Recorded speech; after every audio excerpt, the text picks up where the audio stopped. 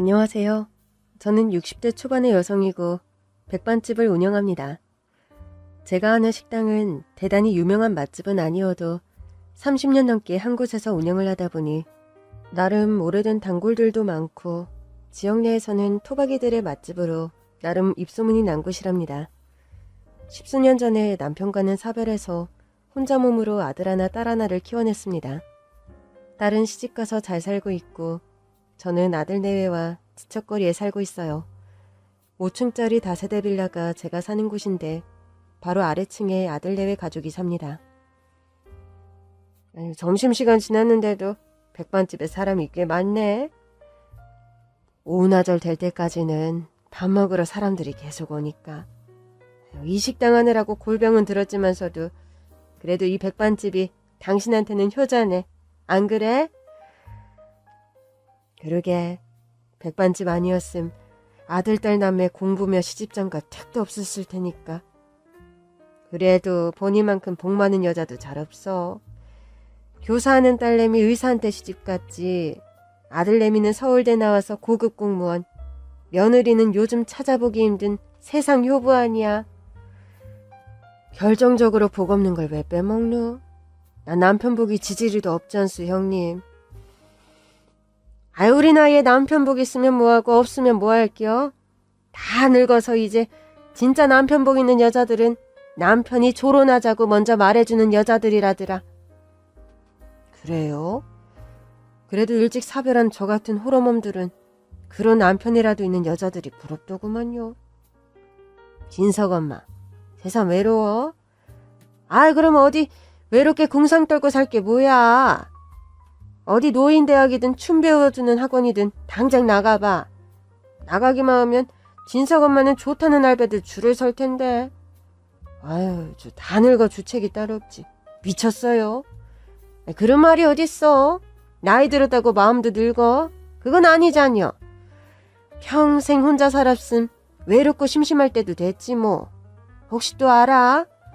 진석 엄마 늙음하게 멋진 영감탱이만 나 팔자 고칠지? 아무리 여자 팔자 뒤웅박이라지만 제 팔자 뒤웅박대기엔 이미 글렀고요. 잘 지은 자식 농사 마무리나 잘 됐으면 좋겠네요. 마무리라는 그건 또 무슨 소리요? 아들이랑 딸내미는 잘 커서 잘 사는데 이제는 손주 손녀가 머리 굵어가니 그것들이 또 걱정이고 노심초사더라고요. 세상 살기 아주 험악하고 흉흉하다 보니까 아유 진석 엄마 암튼 걱정도 팔자요. 콩 심은 데 콩 나고 팥 심은 데 팥 난다는데 그 아들내미랑 딸내미 밑에서 나온 애들이 반듯하고 착할 게 뻔하지 뭐. 제발 그랬으면 좋겠네요. 근데 우리 손주 녀석이 좀 유별나서. 강훈이가 요즘도 속썩여? 아니 뭐 그런 건 아닌데 애가 좀 사춘기인 것 같아요. 강훈이 걔가 똘똘하고 예민했지. 어려서부터. 원래 똑똑하고 도드라진 애들이 클 때 말썽 피우는 법이야. 그저 평범하고 모난 데 없는 게 최고인데 성정이 좀 유별나긴 해요 그 애가. 하긴 강훈이는 생긴 걸 봐도 이 집 식구들을 아무도 안 닮았어. 주원 애도 아닌데 근데 대체 누굴 닮은 거요? 글쎄요. 형님 말 맞다나 주원 애도 아닌데. 뭐 이 사람 저 사람 대를 걸려 골고루 섞어 담다 보니 그런가 보죠. 암튼 우문의 현답일세. 3대가 고루 섞인 얼굴들이 원래 식구들하고 안 닮아 보인다더라. 그러게요. 강훈이가 꼭 그런 거지 싶어요. 저희 아들네 부부에게는 딸 하나 아들 하나가 있습니다. 아들이 맞이이고 딸이 둘째인데 아들 손자 강훈이가 좀 유별난 구석이 있는 녀석이에요. 어려서부터 무척 개구쟁이였고 유달리 장난도 심해서 지 부모들이 유치원이며 학교에 불려가는 일들이 허다했죠. 게다가 손자 녀석 외양이요. 친척 형님 말씀 맞다나 가족들을 많이 안 닮은 편입니다. 그 애는 지 아빠도 안 닮고 지 엄마 얼굴도 별로 없죠. 어려서는 지 엄마 얼굴을 희미하게라도 닮은 것 같았는데 커갈수록 지 엄마 그림자도 없어져가는 외양의 손자 녀석이었습니다. 외양뿐 아니라 성정도 우리 집 스타일이 아닌 녀석이었죠.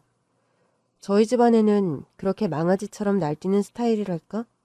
과격한 성미에다 감정 표현이 풍부한 사람이 별로 없습니다.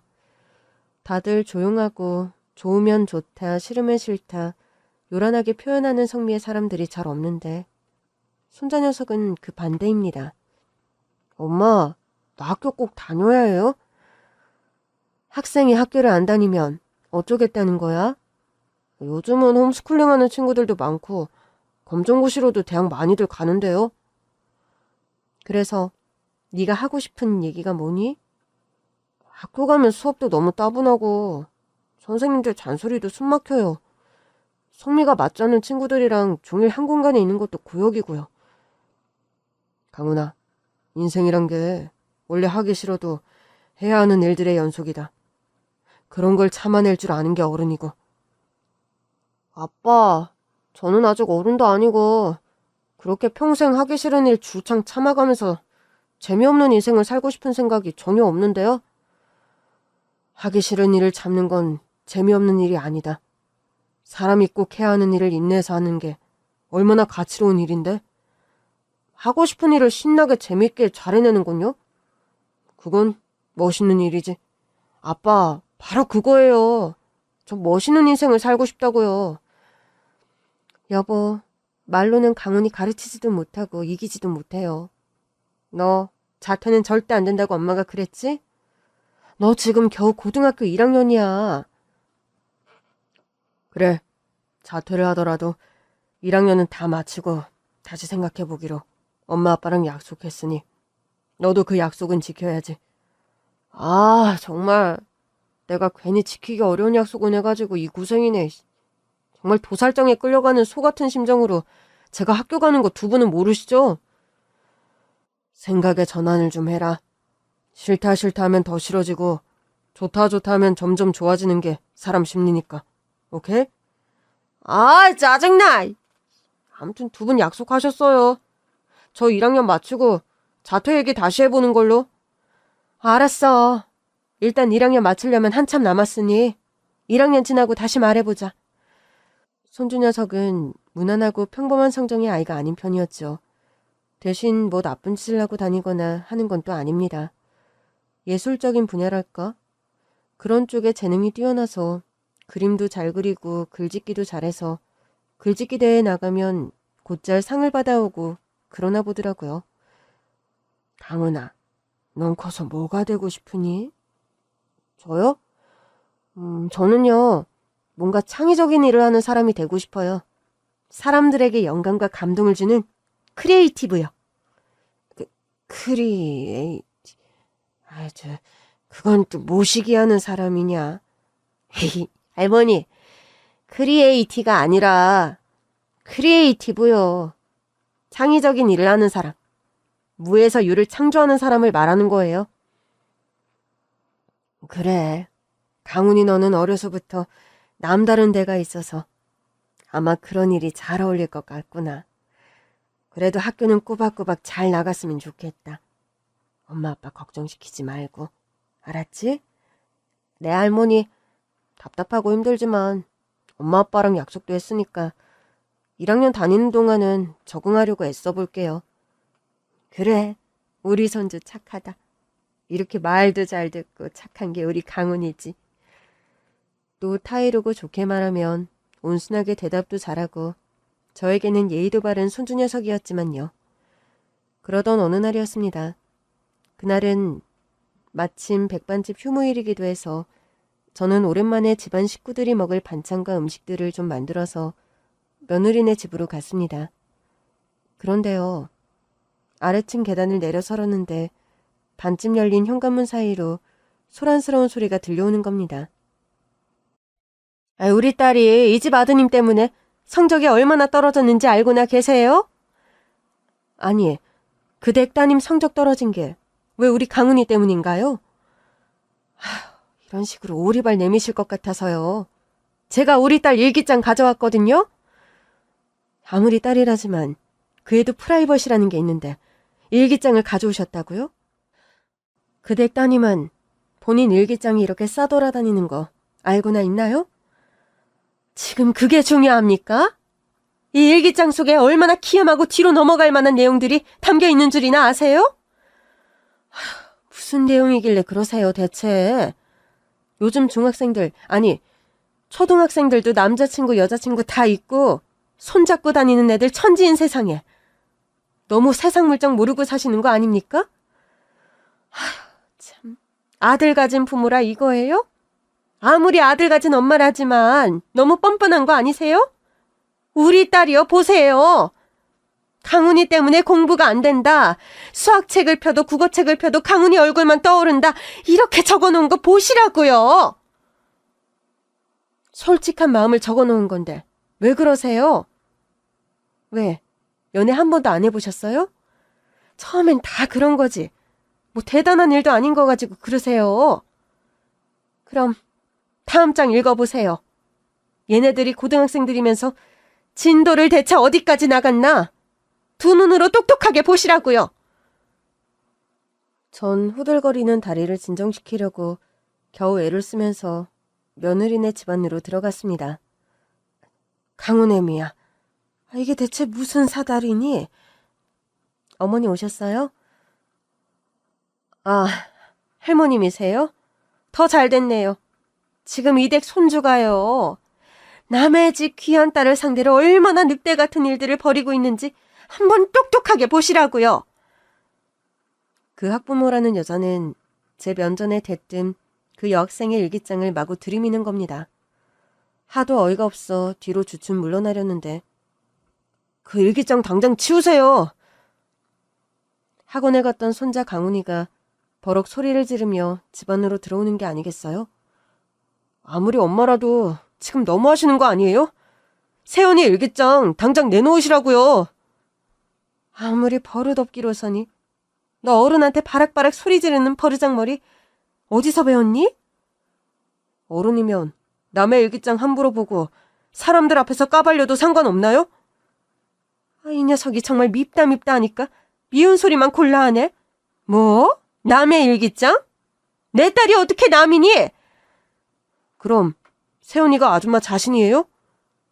그럼 저랑 여기서 손도 잡고 뽀뽀할 수 있으세요? 뭐라고? 아니 이 녀석이 보세요. 지금 그쪽 아들이 하는 말 들었죠? 손을 잡아? 뽀뽀를 해? 그게 고등학생이 어른들 앞에서 치끄를 소리니? 세연이 자신이나 아줌마나 매한가지라면서 못하세요? 그거 봐요. 다 말도 안 되는 거짓말이라는 거 본인이 더 잘 아시잖아요. 강훈이, 너 조용히 못해? 어른들 얘기하시는데 끼어들 생각 말고 당장 네 방으로 들어가. 어서. 이게 왜 어른들 얘긴데요? 저랑 세훈이 연애하는 것 때문에 시끄러운 싸움이 시작된 건데 제 문제잖아요, 엄마. 강훈아, 너 버릇없이 그만 행동하고 얼른 네 방으로 들어가. 아무리 엄마라지만 어떻게 세훈이 일기장을 만천하에 공개하세요? 당장 내놔요, 일기장! 다짜고짜 그 여학생 엄마에게 일기장을 빼앗아 들더니 집 밖으로 쏜살같이 달려나가 버리는 손자 녀석이었습니다. 너 이 녀석, 우리 딸 일기장 내놔! 지가 뭔데 그걸 가져가니? 이 호랑말코 같은 놈아! 아니, 듣자니 정말 너무하시네요. 우리 아들이 뭘 그리 잘못했다고 함부로 막말을 하세요? 우리 딸이요. 강훈이란 저 녀석 알기 전까지만 해도 집, 학교, 학원밖에 모르던 애예요. 저 애를 만나 사귀네 어쩌네 하면서 전교 5등 밖으로 밀려나 본 적이 없는 애가 이번에 전교 30등을 했다고요. 아니, 애들이 연애한다면서 본인 딸이 공부 안에 성적 떨어진 걸 왜 우리 손주 탓을 해요? 할머니, 정말 경우 없이 말씀하시네요. 이게 그런 식으로 무책임하게 하실 말씀인가요? 다들 그만하시죠. 철없는 애들이 서로 좋아해서 지금 이 난리인데 강훈이한테 잘 말하겠습니다. 공부 방해 안 되는 선에서 만나라고요. 만나긴 뭘 만나요? 저런 날라리 호랑말코 같은 녀석 때문에 저희 딸 인생 망가지는 거 저 더는 못 봐요. 당장 우리 세훈이와 헤어지라고 하세요. 바락 고함치듯 제 할 말만 하고 나가버리는 학부모였습니다. 이게 대체 어찌된 일이니? 강훈이가 얼마 전부터 여자친구 사귀는 걸 알았는데 그 여자애가 성적이 많이 떨어진 모양이에요. 일기장 아까 보여주는 거 보니까 뭐 둘이서 스킨십하고 어쩌고 하는 내용들이 있었는데 그거 보고 저 엄마가 더 기함하고 열받은 것 같더라고요. 요즘 애들이 아니라더니만 우리 집 손자가 그럴 줄이야. 어머니, 강훈이가 여자친구 사귀었다 뿐이지 학생 신분에 선 넘는 행동한 거 하나도 없어요. 그런 말씀 마세요, 어머니. 당신이 그런 식으로 강훈이를 싸고 도니 지금 이런 사달이 나는 거 아니야? 아니, 지금 이 사태가 나 때문이라는 거예요? 정말 우리 집에서는 찾아보기 힘든 종자로구나. 저 강훈이라는 녀석. 너희들 그만하렴. 애들 일 가지고 부부가 서로 합심해야지. 서로 싸우면 되겠니? 전 부부싸움하려는 아들내외에게 잔소리를 좀 하고서 집으로 돌아왔습니다. 집에 돌아와서 보니 게장 담근 것을 안 갖다 준 것을 알아채고 다시 며느리네 집으로 내려갔는데 설마 강훈이가 내 배 아파 낳은 아이가 아니라 내가 지금 이런다는 거야? 대체 그런 말이 어딨어. 누구보다 강훈이를 당신 자식으로 여기고 키운 거 누가 몰라? 됐다. 관두자. 내가 무슨 소리를 더 하겠니? 내 속만 상하고 답답하지. 전 아들내외의 대화를 듣다가 충격에 얼어붙고 말았습니다. 며느리가 분명 내 배 아파 낳은 아이가 아니다란 말을 하는 걸 두 귀로 똑똑하게 들었기 때문이지요. 안 그래도 어려서부터 손자 녀석은 집안 식구들 누구도 닮지 않아서 이상하다는 소리를 곧잘 듣던 아이였죠. 손자 녀석이 대체 누구 닮은 거요? 아무리 봐도 지 엄마 아빠 얼굴도 없고 닮은 사람이 없는데? 어린애들 얼굴이 하루가 다르게 바뀌는데 그런 게 뭐 대수예요? 첫 아들은 엄마 닮는다는데 며느리 얼굴이 하나도 없지 않소. 그렇다고 지 아빠 얼굴이 진하게 있는 것도 아니고. 희한하네. 아니 뭐 희한할 것까지 뭐예요. 조상 3대 얼굴이 골고루 섞여 표가 안 나는 것뿐이죠. 보세요. 우리 손주 콧날이며 눈망울이 지 할아버지 쏙 빼닮은 거 안 보여요? 뭐 두고 보니 친할아버지 얼굴은 좀 있네. 근데 애가 희한하게 지 부모는 거의 안 닮아서 그러지. 참, 오지랖도 태평양이네요. 커가며 엄마 아빠 얼굴 나올 테니 걱정 마시라고요. 옛날 친척 어른들에게 종종 듣던 쿠사리까지 다 떠오르면서 전 이상하고 불길한 예감에 그날 밤 한숨도 잠을 자지 못했습니다. 다음 날이 되었고 아들 며느리가 모두 출근하고 손주가 학교를 가서 집이 텅 빈 시간에 전 몰래 며느리네 집에 들어갔습니다. 위아래층에 함께 살다 보니 아들내외와 저는 서로의 집 비밀번호가 같았어요.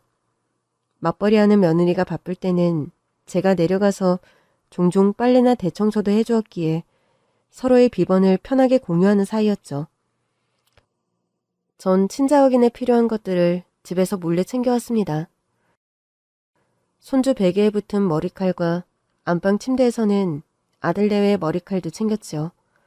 혹시 몰라 식구수대로 칫솔까지 몰래 훔쳐서 저는 친자 확인 검사를 의뢰했습니다. 드라마에서나 보던 그런 희한한 검사를 제가 의뢰하게 되니 참말이지 억장이 무너지고 하늘이 무너지는 기분이 들더군요. 검사 결과가 나올 때까지 얼마나 동동거리며 불안한 시간을 보냈는지 모릅니다. 한 10보름쯤 지나 결과가 드디어 나왔고 저는 개거품을 물며 며느리를 찾아갈 수밖에 없었습니다.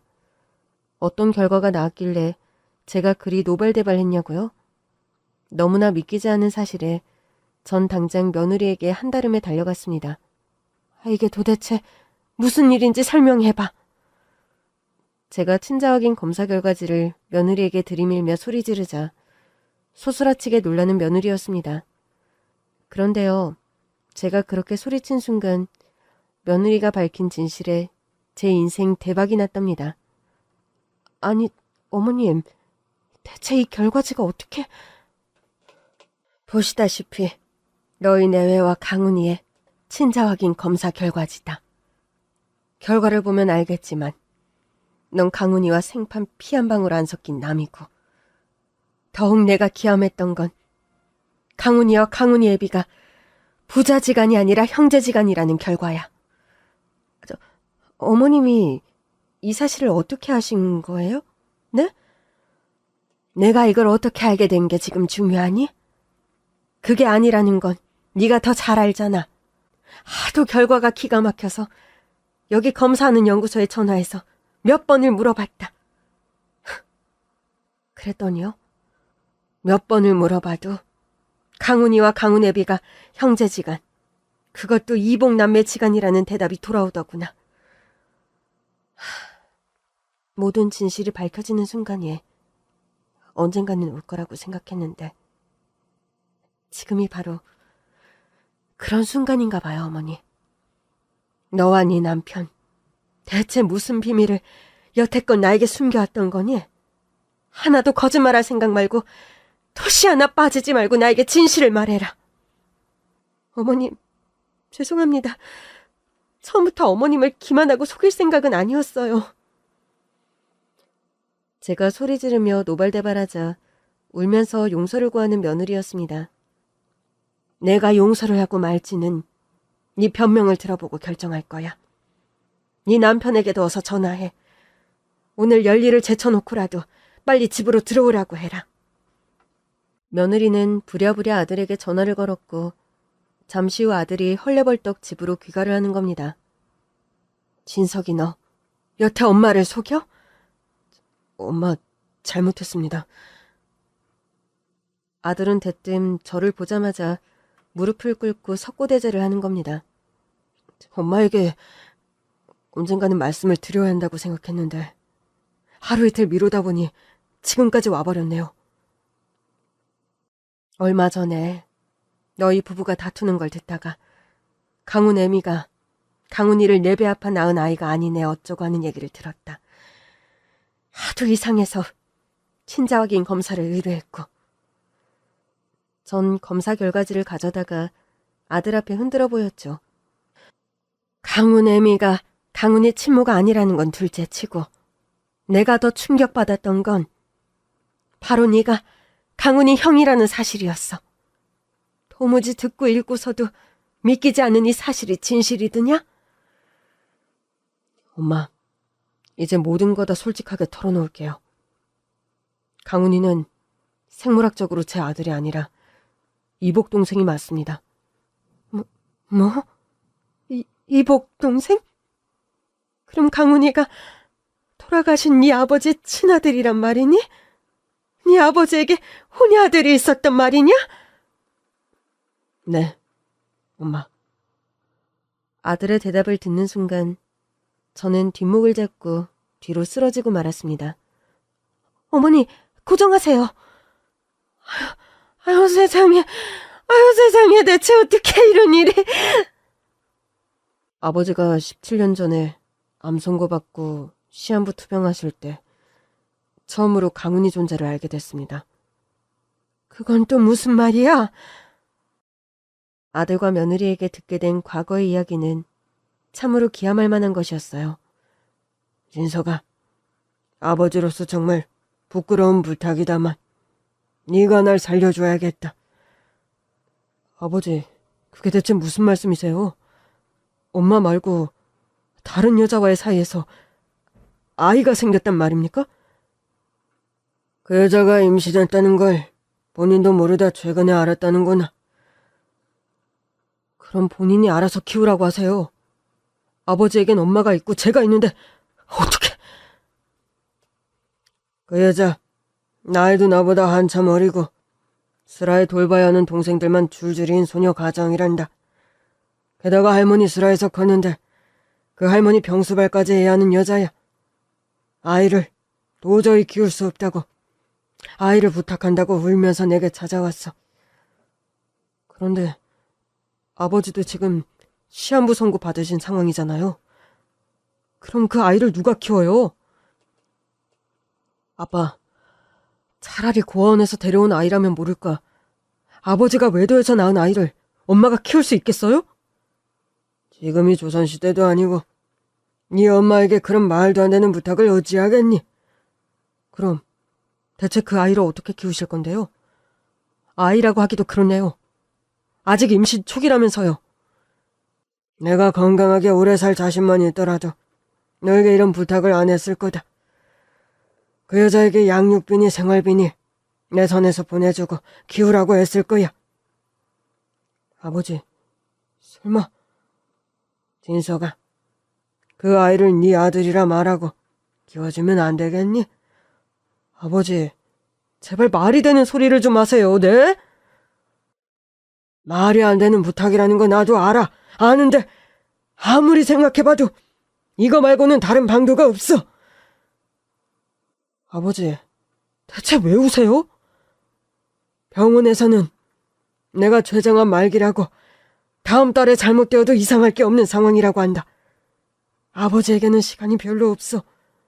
나 죽기 전에 그 여자 뱃속에 있는 그 아이의 거취를 내가 어떻게든 결정하고 떠나야 마음 편히 눈이라도 감을 수 있을 것 같구나. 아버지, 저야 그 아이를 제 아들로 받아들인다고 해도 제 아내가 그걸 받아들이겠어요? 저랑 그 사람 아직 결혼한 지 얼마 되지도 않았다고요. 네 아내와는 이미 말이 끝났다. 다행히도 그 아이를 거둬주겠다고 했어. 와이프가요? 정말 명의가 그러던가요? 그 아이를 키우겠다고?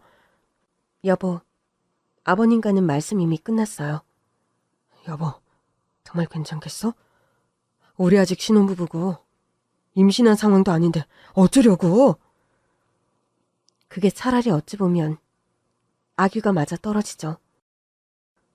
그 여자분도 임신 초기라 하니 어머님과 가족들에겐 제가 아기 가졌다고 말씀드리면 되니까요. 여보, 이건 그냥 그렇게 쉽게 얘기할 일이 아니야. 당신 애를 키워본 적도 없으면서 정신 나갔어? 여보, 나 역시 고민 안 하고 결정한 문제 같아요? 천만에. 되려 당신보다 내가 고민 많이 하면 했지 덜 하진 않았을 거예요. 아이를 키운다는 게 아무래도 엄마 손이 훨씬 더 많이 가는 일인데 나라고 이런 결정 쉬웠을 것 같아요? 진서가, 내가 며느라기에게 빌며 부탁을 했다. 네 엄마 성정상 이 모든 사실을 알면 아마 지금 내 상황과는 상관없이 모든 게 다 풍비박산이 날 거야. 이 아비는 이미 다 살았고 죽을 날만 기다리는 입장인데 제발 아비의 과오를 조금만 덮을 수 있게 도와다오. 부탁이다. 여보, 아무리 생각해도 태어날 그 아기를 거둘 사람은 지금으로선 당신과 나밖에 없어요. 그 여자가 키우면 되잖아. 남의 유부남과 해서는 안 될 사랑 용감하게 하면서 그 정도 각오도 못했다는 거야? 내가 그 여자 안 찾아가 봤을 것 같아요? 그 여자 말이 상관요지 나보다 나이도 어려요. 게다가 가진 거 하나 없는 가난한 집안의 소녀가장이에요. 줄줄이 딸린 동생만 셋이고 아픈 할머니까지요. 정말 알면 알수록 들으면 들을수록 첩첩산중이군. 아버지, 대체 어쩌자고 이런 일을 벌이셨어요? 엄마도 모르게 저도 모르게 그렇게 쥐도 새도 모르게 바람 피셨음. 이런 사달을 만들지 마셨어야죠. 미안하다 진서가. 미안하다 세아가. 당신도 이제 그만해요. 이미 엎질러진 물 앞에서 울고 쓸어담는다고 그게 무슨 의미가 있어. 아버님, 그만 울고 고정하세요. 저 아들 한 명 입양했다 생각하고 성심성의껏 키우겠습니다. 세아가, 고맙다. 네가 나의 동아줄이 따로 없구나. 이게 정말 대체 언제까지 엄마를 속여요? 평생 비밀이라는 게 없는데 어쩌려고?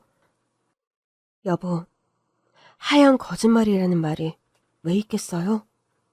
당신 말처럼 영원한 비밀은 없지. 그렇지만 묵혀놨다 늦게 푸는 진실이 모두에게 약이 되는 경우도 분명 있어요. 바로 지금처럼. 여보, 내가 당신에게 면목이 없다. 그 아이를 외면하면 가장 괴로울 사람은 당신이야. 그러니까 어차피 받아들여야 하는 상황, 빨리 받아들이는 거예요. 아버님, 아무 걱정 말고 치료에만 전념하세요. 그 여자 뱃속에 있다는 그 아기, 오늘부터 제 아들로 삼겠습니다. 그렇게 셋이서 말을 맞추고 그날부로 어머니에게 제가 임신했다고 거짓말했었어요. 임신 기간 동안 친정에 가 있겠다고 일부러 말씀드렸던 거고요. 아유 세상에, 아유 세상에. 그럼 그 긴 세월을 그 양반이 혼외로 나온 그 아이를 네가 아들로 키웠다는 말이야? 십수년의 세월을 어머님을 기만한 죄 달게 받겠습니다. 그렇지만 그 상황에서 며느리로서, 아내로서 제가 할 수 있는 최선의 선택은 그것뿐이었습니다. 엄마가 모든 진실을 알면 배신감에 치를 떨면서 아버지를 용서 못할 거라는 걸 알았고, 아버지가 그때 건강하시다면 몰랐을까. 그것도 아니고 췌장암 말기로 시한부셔서 도저히 모든 진실을 엄마에게 말씀드릴 수 없었어요. 아버님께서 마지막 순간까지도 가정의 평화를 지키고 어머님을 노하지 않게 해드리고 싶다고 하셔서 본인이 비겁하게 도망가는 거 알지만 이승에서 지키지 못한 도리와 면목을 저 세상 가서 치르겠노라고 그런 말씀을 저에게 유언으로 남기셨어요. 아유, 고약한 양반 같으니라고. 평생 본인이 저지른 과오를 죄도 없는 애꿎은 너희 내외에게 감당하게 하다니. 아유, 내가 저 세상 가서도 네 아버지를 절대로 용서 못한다. 아니, 못해! 아유. 저는 어디 풀 길도 없고 말할 길도 없는 뒤늦은 배신감에 휩싸여 한참을 오열했습니다. 그런데요, 그렇게 눈이 퉁퉁 붓고 가슴이 미어지도록 울다 보니 내가 대체 죄도 없는 아들 내외 앞에서 무엇을 하고 있는 짓인가 싶은 생각이 불쑥 들더군요. 미안하구나, 진서가. 그리고 애미야. 특히 우리 며느리에게 내가 너무너무 미안하다. 너에게는 내가 너무 면목이 없어서 평생 어머니 소리 못 들어도 할 말이 없어. 미안하다. 고맙다, 애미야. 어머니, 그런 말씀 마세요. 처음엔 솔직히 그저 의무로 강훈이를 키우기 시작했는데 평생을 제가 낳은 딸 소리와 함께 키우다 보니 이제 와서는 강훈이는 큰아들, 소리는 둘째 딸. 둘 다 제게는 똑같은 자식이에요, 어머니. 네가 평생 그런 마음 깊은 희생을 하고 사는 줄도 모르고 나는 강훈이 그것이 제 엄마 아빠를 닮지 않았다고 평생 이상한 의심만 하면서 때로는 며느리인 너까지 의심하며 살아왔구나. 어머님, 상황이 정황 자체가 꼬여버려 그런 건데 제발 자책하지 마세요. 네? 엄마, 제발 그만 속상하셨으면 좋겠어요. 엄마가 이렇게 힘들어하실까봐 저희 내외가 마음이 무거우면서도 사실을 말씀 못 드린 거예요. 진서가 평생을 애 참 많이 썼다. 네 못난 애비가 저지른 과오를 단돌이 한다고. 죄도 없는 너희 내외가 평생을. 저는 아들과 며느리 내외의 십수년에 걸친 희생과 인내가 마음에 사무쳐 또다시 오해라고 말았습니다. 그때였어요. 삑삑삑 비밀번호 누르는 소리가 들리며 손자, 아니 제 아들의 배다른 이복동생인 강훈이가 집 안으로 성큼성큼 들어오더군요. 말씀들 다 나누셨어요? 강훈아, 너 혹시 우리가 하는 얘기 다 들은 거야? 들으려고 한 건 아닌데 어쩌다 보니 죄송합니다. 네가 죄송할 건 없지. 그런데 괜찮니?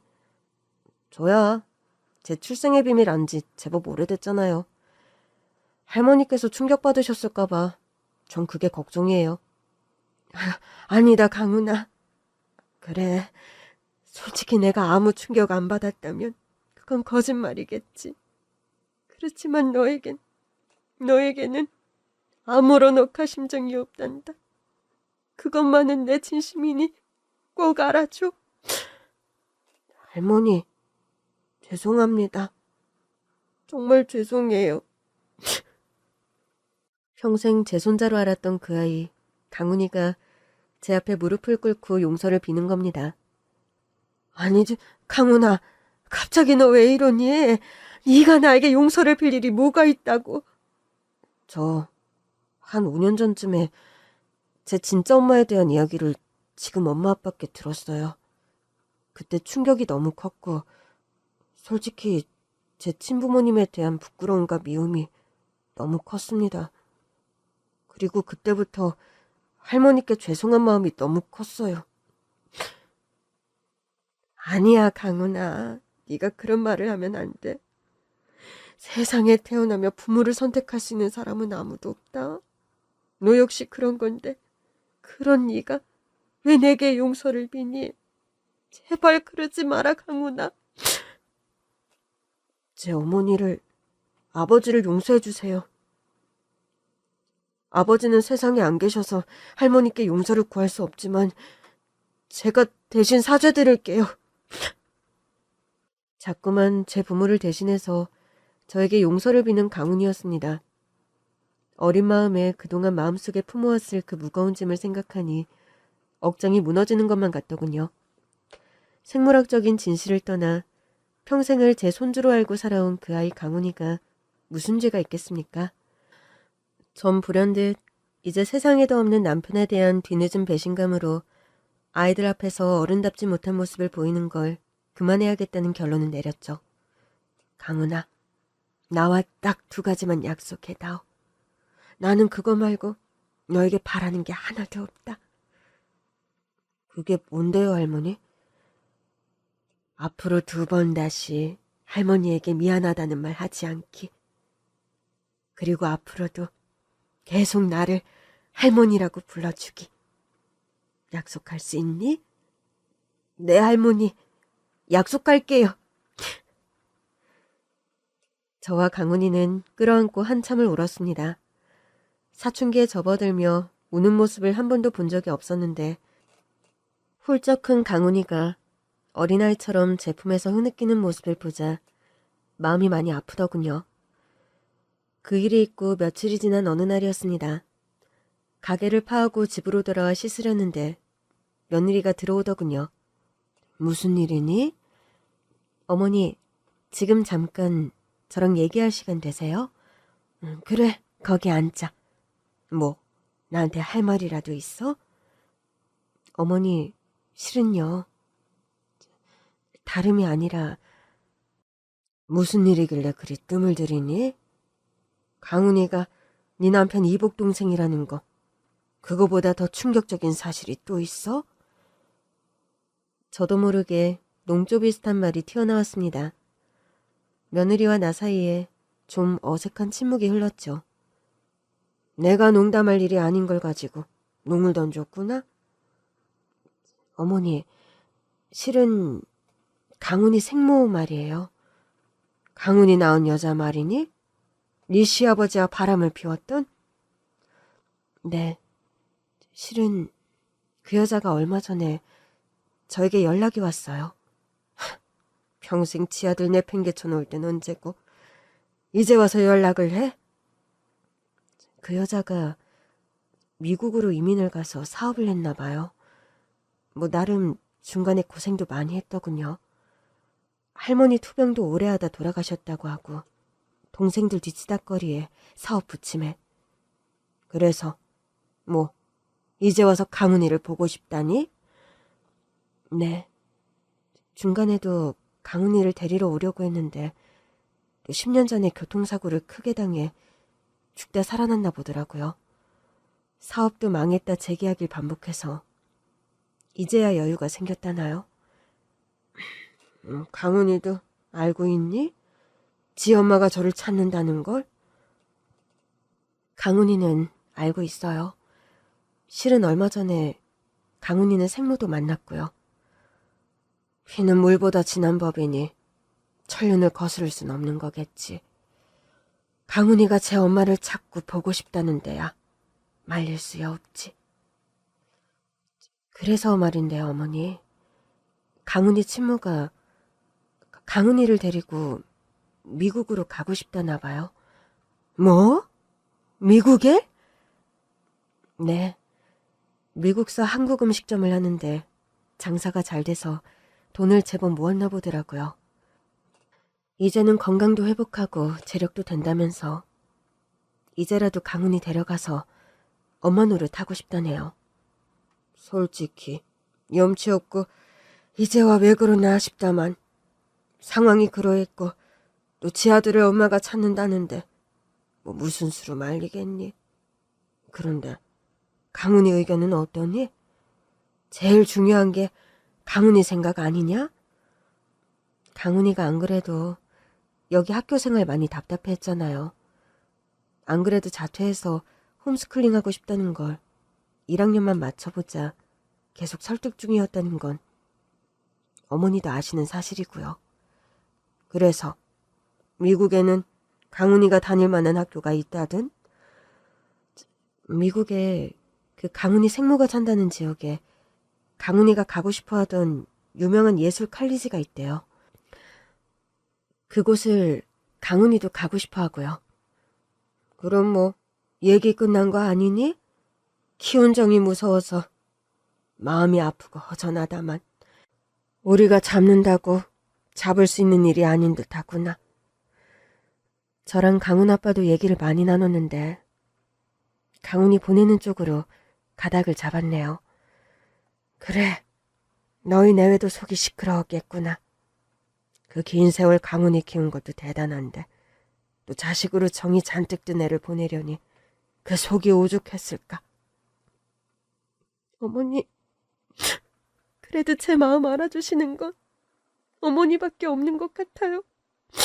세상 천지 어미 마음 아는 게 자식 키워본 어미 말고 또 있겠니? 어미 마음만큼 한 길로 통하는 마음도 없지. 그렇게 강훈이는 17년 만에 저희 가족을 떠나 제 생모 곁으로 떠나게 되었습니다. 그런데요, 그 강훈이 생모라는 여자 말입니다. 말이 좋아 강훈이 생모지. 솔직히 저에게는 과거 남편과 외도를 저지른 상간녀이죠.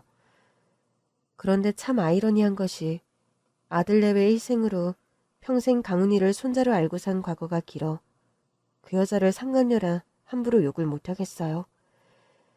그 여자가 밉지 않아서도 아니고 남편을 용서해서도 아닙니다. 이유는 단 하나. 그 여자가 강훈이의 생모라는 사실 때문입니다. 그런데요, 그 강훈이의 생모가 한국으로 강훈이를 데리러 와서는 저를 찾아왔더랍니다. 기별 없는 방문에 저는 너무 깜짝 놀랐죠. 백반집 문 닫을 시간쯤에 혼자서 저를 찾아온 강훈이 생모였습니다. 그때 마침 며느리도 와서 가게 마감을 도와주고 있던 터라 저와 며느리가 그 여자를 만났죠. 아니, 강훈이 어머니, 여길 어떻게 하시고... 죄송합니다. 미리 연락을 드리고 왔어야 하는데. 강훈이한테 물어보고 아셨어요? 네. 두 분이 오늘 여기 계시단 얘기 듣고 염치 불구하고 찾아왔어요. 그 여자는 문득 저를 보더니 대뜸 무릎을 꿇고 석고대죄를 하는 겁니다. 죄송합니다, 사모님. 진작에 찾아뵙고 용서를 빌었어야 했는데 제가 그간 찾아뵐 수가 없었습니다. 죄송합니다. 죄송합니다. 그리고 감사해요. 저희 강훈이를 키워주시고 걷어주셔서요. 손으로 비는 신용까지 하며 사무치게 용서를 구하는 여자였습니다. 이제 그만 일어나세요. 그리고 그쪽이 고마워할 사람은 제가 아니라 우리 며느리고요. 저야 손주로 알고 살았지만 평생 자식처럼 강훈이를 키운 건 저희 며느리니까요. 네, 잘 알고 있습니다. 작은 사모님께도 제가 죽을 때까지 감사하는 마음을 가져도 모자라죠. 강훈이 어머니, 이제 그만 일어나세요. 저희 가족들은 해묵은 오해를 풀었고 이제 더 과거 얘기는 꺼내지 않기로 했어요. 며느리 말이 맞아요. 당신과 죽은 내 남편에 대한 배신감이 사라진 건 아니지만 세월이 그만큼 흘렀으니 다 덮어두기로 했어요. 그러니 그만 울고 돌아가세요. 제가요, 두 분께 드리고 싶은 게 있습니다.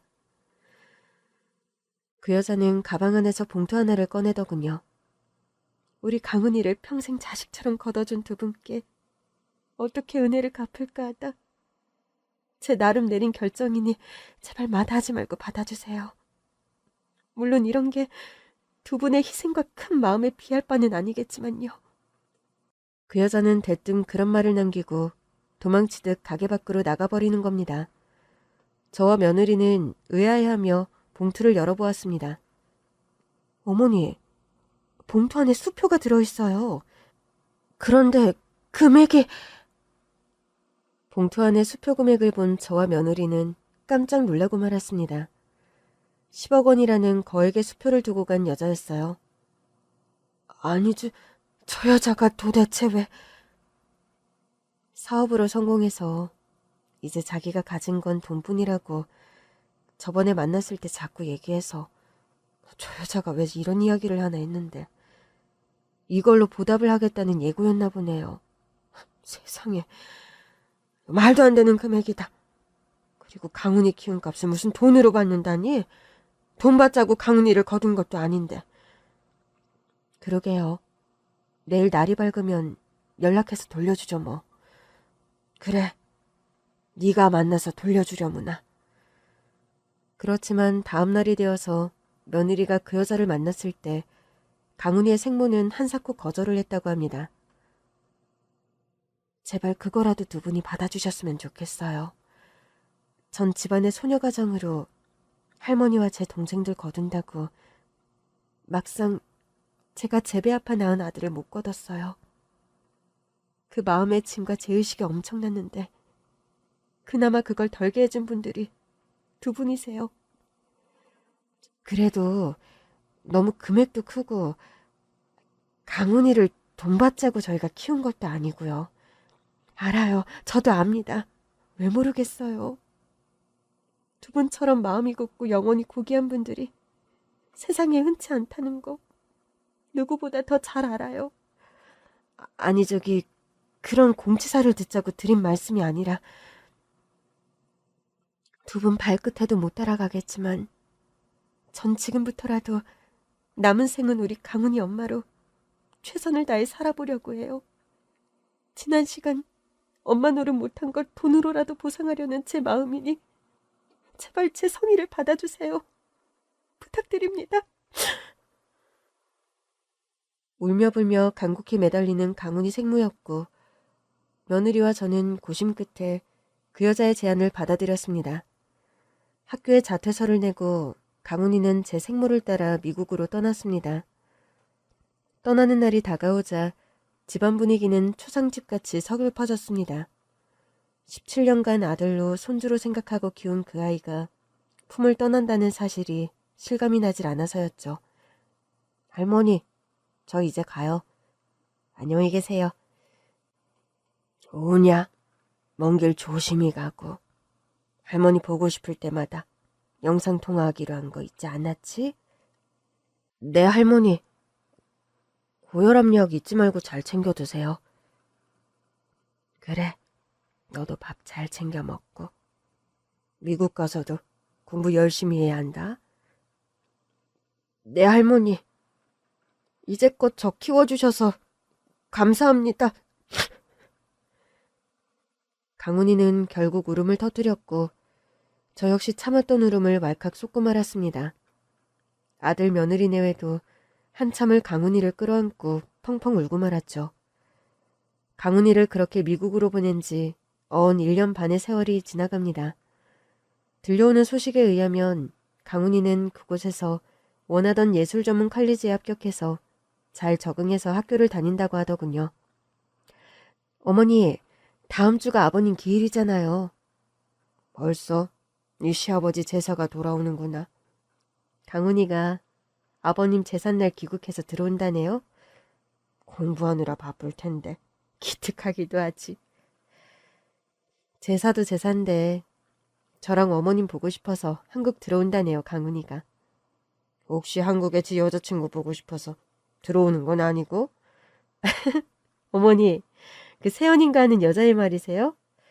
그래, 그 세연인가 내연인가 하는 여자애 엄마가 눈에 쌍심지를 키고 지 딸 일기장 흔들어대던 게 엊그제 같구나. 그 여자애 우리 강훈이 미국 가서 성적 좀 올랐을라나? 어머니도 참. 안 그래도 둘이 헤어진다고 울며불며 강훈이가 미국 갔는데 강훈이 귀국하면 그 여자의 소식도 한번 물어봐야겠네요. 남편의 제수 음식을 준비하며 여러 가지 생각이 들더군요. 강훈이를 손자가 아닌 남편의 혼외자로 알고 처음 맞는 제사였으니까요. 남편이 생전 좋아하던 음식 중에 메밀전병이 있는데 매년 제사에 저는 그 메밀전병을 준비했었습니다. 그런데 이번 제사에는 그 음식을 뺐어요. 왜냐고요? 세상에 없는 남편에게 유일하게 화풀이하고 복수할 수 있는 소심한 방법이 그거 하나라 그랬습니다. 남편이 이번 제사에 메밀전병이 없다고 서운해할까요? 양심이 있다면 아마 제게는 서운하다 말은 못하겠죠. 대신 강훈이를 손자가 아닌 아들로 제사상에서 볼 수 있으니 그 사람은 제게 서운하다 말은 아마 못할 겁니다.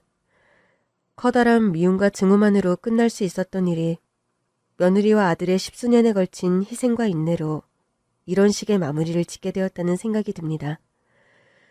참 세상 일이란 게 한두 마디로 설명할 수 없는 복잡한 부분들이 많은 것 같습니다.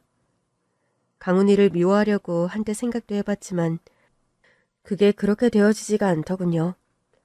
그 아이를 손주로 생각하고 산 세월이 너무 길어서 이제는 그 아이를 미워하는 게 불가능해져 버렸달까요? 제 마음속에서 미움과 증오를 앗아가준 며느리와 아들의 깊은 배려에 새삼 감사하단 마음이 듭니다. 하늘나라에 있는 남편에게는 아주 먼 훗날 저 세상에 가서 시시비비를 따질 날이 올 거라 생각합니다. 그때까지 먼저 떠난 사람의 과오일랑 덮어두려 합니다. 며느리와 아들이 그 옛날 감당할 수 없는 진실을 저 깊은 곳에 덮어두었던 것처럼요. 긴 얘기 들어주셔서 감사합니다.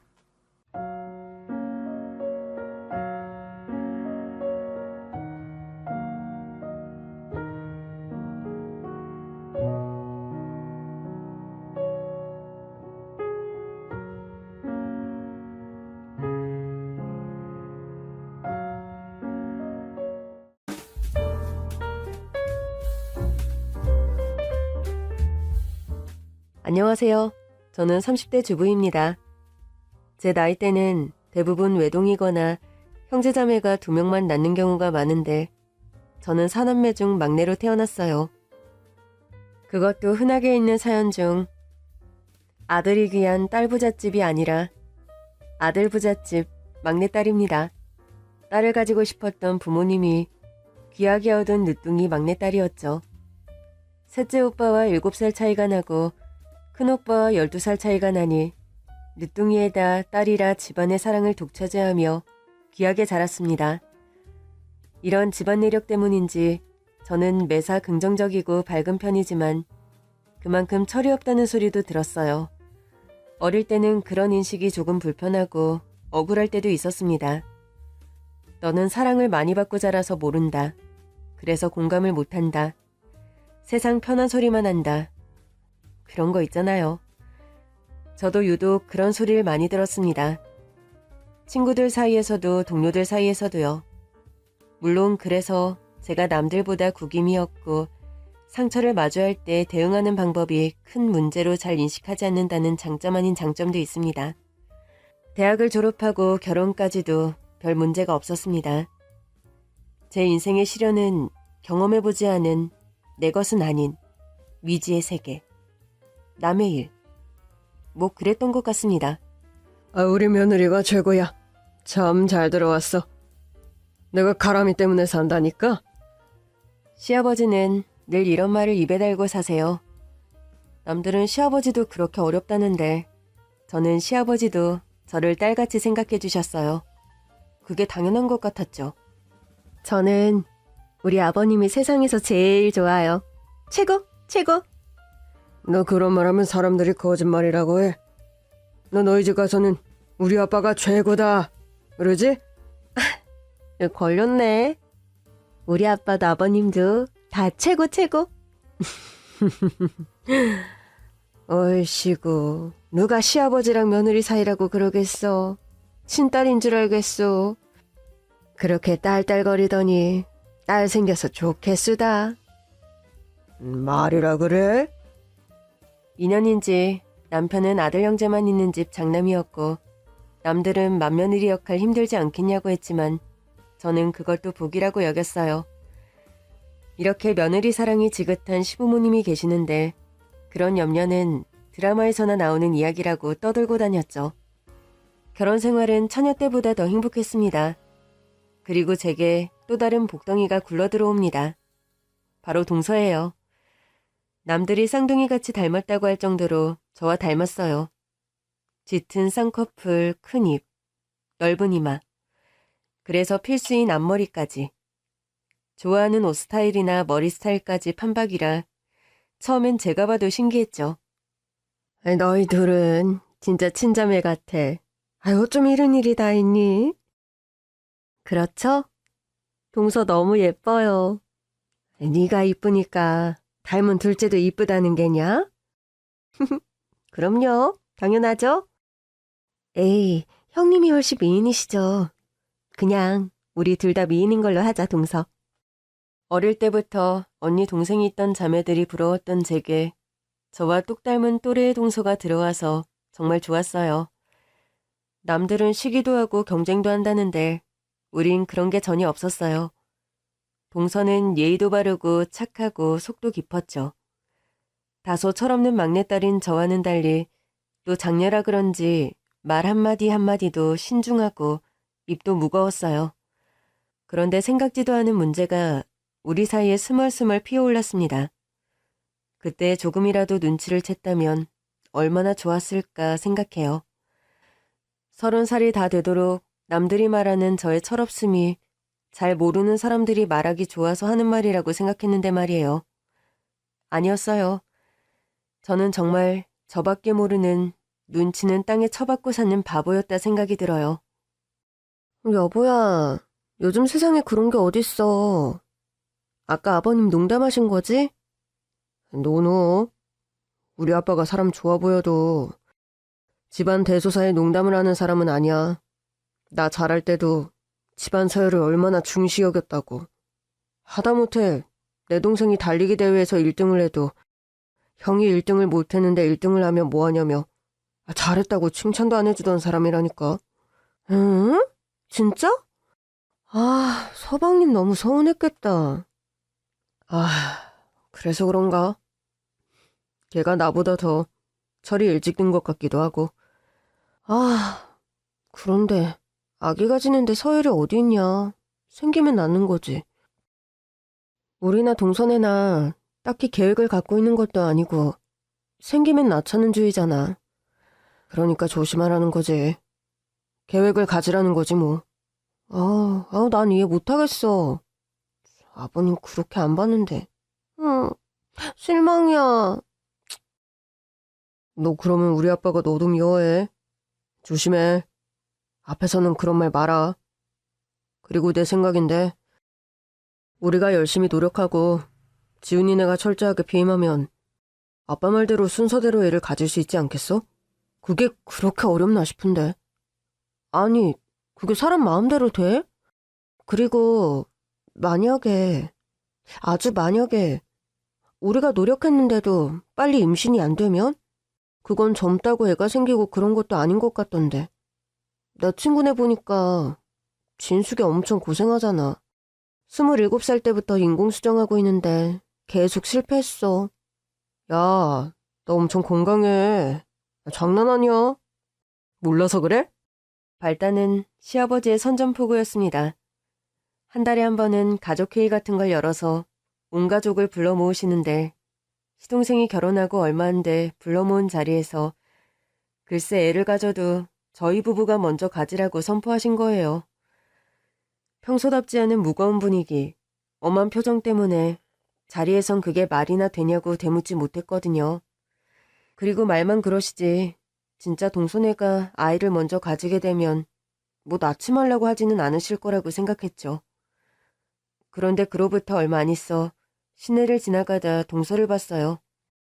통유리로 돼 있어 밖에서 보이는 카페였는데 동서가 웬 남자를 앞에 두고 울고 있더라고요. 처음엔 반가운 마음에 아는 척하려고 들어가려다 분위기가 심상치 않아서 그냥 지나왔어요. 처음 보는 남자라 동서의 동생은 아닌 것 같은데 마흔은 돼 보였고요. 무슨 일로 그렇게 서럽게 울고 있나 궁금했지만 사연이 있겠지 하고 나중에 물어봐야겠다 생각했습니다. 저의 단순하고 긍정적인 성격이 또 한 번의 단서를 그냥 지나쳐버린 거죠. 그땐 참 다행이라고 생각했어요. 한 달쯤 지나서 제가 애를 가졌거든요. 아, 역시 우리 맏며느리야. 애도 잘 가져. 아주 최고야, 최고. 며느리로서는 이만한 며느리가 없어. 아유, 당신도 참 애도 잘 가진다니. 요즘 어디 가서 그런 말하면 욕먹어요. 여자가 애 낳는 기계냐고. 내 며느리가 내 손주 가져서 시합이 내가 칭찬 좀 하는데 누가 욕을 해? 감사합니다, 아버님. 잘 키우겠습니다. 그래, 우리 가람이 몸 관리 잘하고. 그런데 아들이라지? 아들이요? 그건 아직 얼마 안 돼서 몰라요. 저 아버님도 참. 그래? 그럼 언제쯤 알 수 있대? 글쎄요. 요즘은 힌트를 빨리 준다고는 하는데 법적으로 정해져 있을걸요? 그리고 생식기가 발달하고 초음파로 구분이 될 때가 16주는 지나야 되는 걸로 알아요. 아, 아버지, 가람이 스트레스 받으니까 그런 소리 마세요. 딸이고 아들이고 다 좋지 뭐. 그래도 이왕이면 장손이 먼저 나오는 게 맞는데 말이야. 아버님 바람대로 꼭 되기를 기도하겠사옵니다. 정말 축하드려요, 형님. 아버님 바라시는 대로 장손 태어나길 저도 기도할게요. 고마워, 동서. 다음은 동서 차례니까 준비해. 설마 했지만 장손 운운까지 하시니 부담스럽기도 했습니다. 그래도 제 복이 거기까지 미쳤는지 아버님 바람대로 아들이 태어났고 모든 게 순조롭게 진행되는 기분이었어요. 그때까진요. 형님, 정말 고생하셨어요. 아버님도 기뻐하시고 다 잘 된 것 같아요. 건강하게 태어난 것만으로도 축복이지만요. 아, 그렇지 뭐.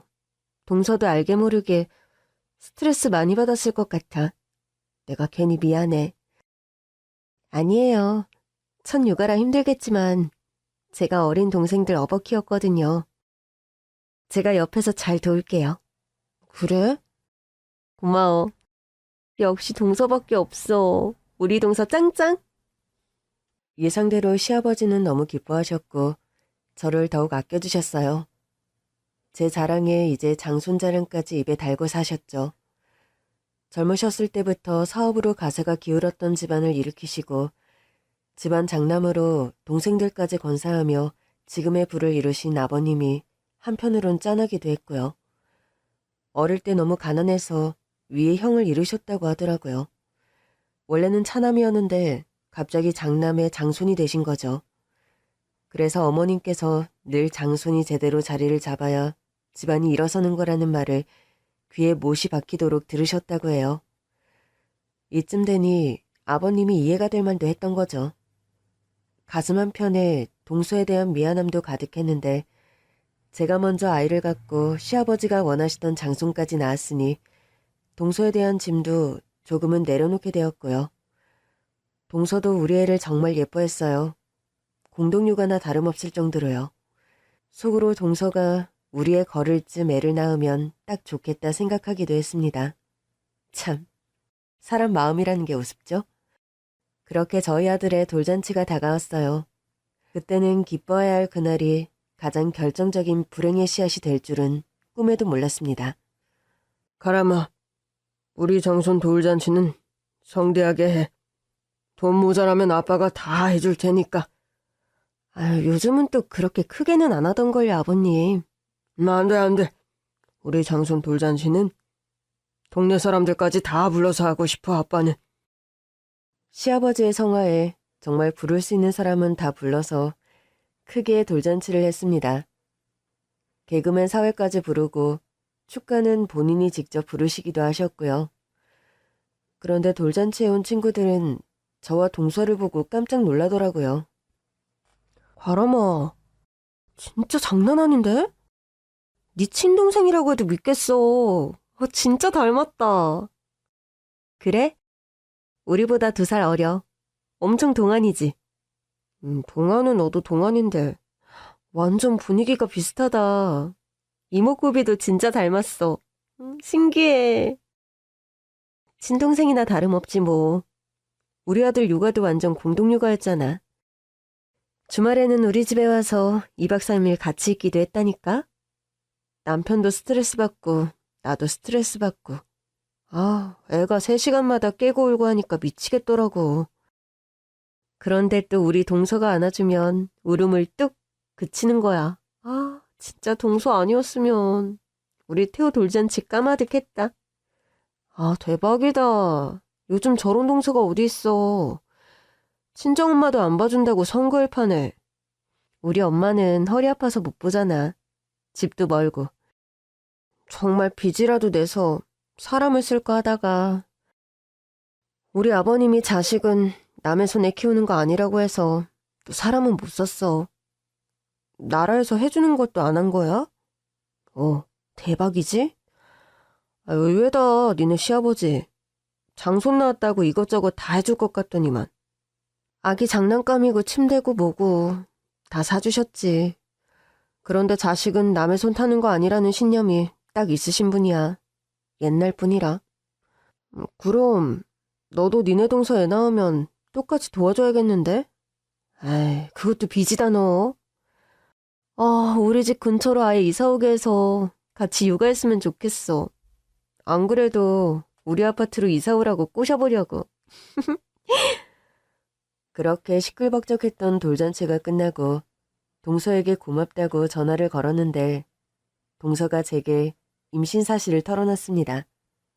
다 형님 덕이에요. 고마워요, 형님. 동서, 아까 왜 말 안 했어?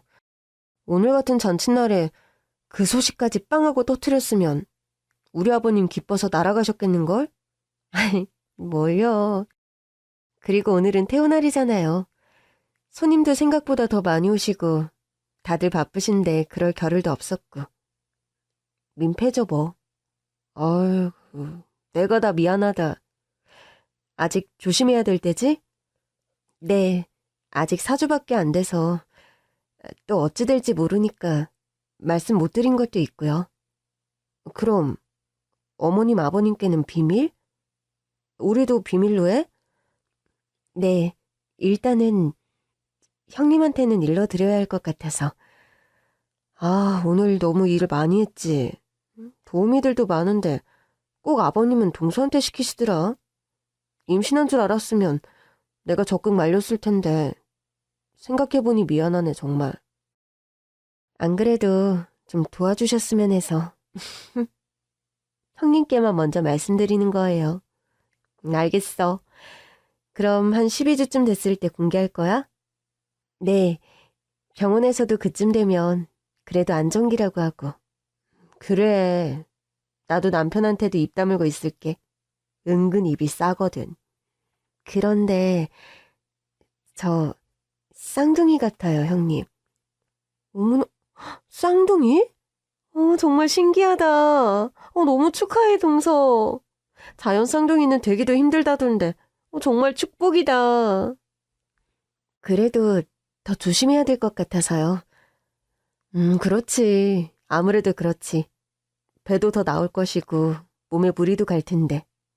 맛있는 거 많이 먹고 건강관리가 최고야. 걱정하지 마. 아무것도. 알았지? 네, 고마워요, 형님. 저는 너무 기뻤습니다.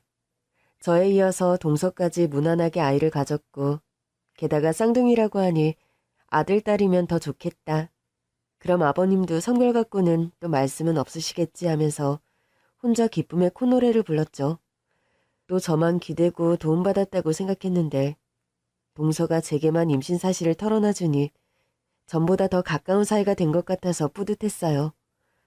저는 우리 아이 돌반지 선물이 많이 들어와서 그중 몇 개를 녹여 금목걸이를 맞췄습니다. 동서의 임신 축하 선물을 주고 싶어서요. 별처럼 밝고 예쁜 아이들이 태어나길 바라는 마음으로 쌍둥이 같은 별 2개가 달린 금목걸이를 만들었습니다.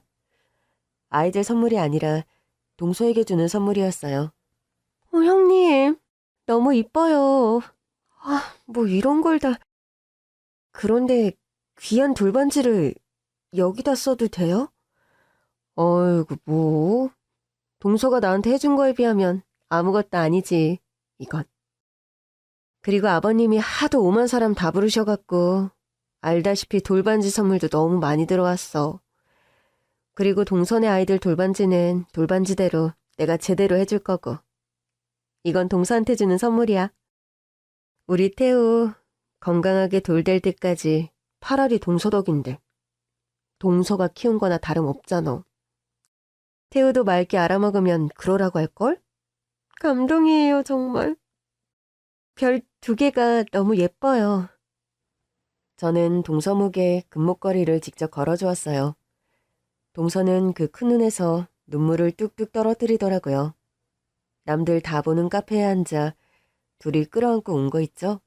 그동안 고생했다며 이제 행복할 일이 더 많을 거라며 앞으로도 공동육아 잘해보자고 서로 토닥토닥 하면서요.